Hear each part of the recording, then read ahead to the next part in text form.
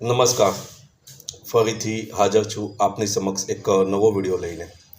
આજનો જે વિષય છે એ છે સ્ત્રી અથવા પુરુષમાં પહેલું મૃત્યુ કોનું થાય તે કુંડળીના યોગોને આધારિત. અને આ જે યોગો લખેલા છે એ જ્યોતિષ બુકોમાં એના વિવરણ આપેલું છે, એનું ફળ કથન પણ કરેલું છે. આ એક બહુ નાનકડો વિષય છે.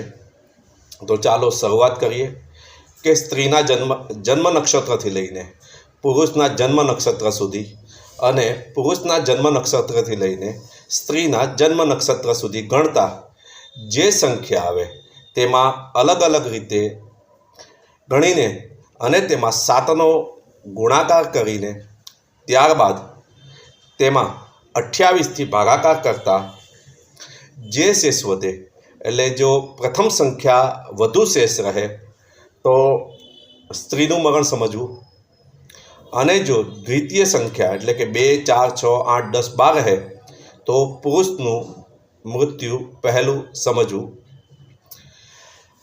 આ રીતે જ્યોતિષોમાં અલગ અલગ જે યોગો આપેલા છે એમાંનો એક નાનકડો જે વિષય છે એ આપની સમક્ષ રજૂઆત કરેલો છે.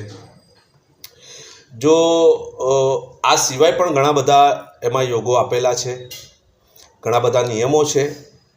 તો એ જ્યોતિષ ભાઈઓએ કે બહેનોએ એની પર વિવેચન કરવું. અને જો આ મારો વિડીયો બહુ સારો લાગે તો લાઈક અને શેર કરજો. ધન્યવાદ. હર હર મહાદેવ.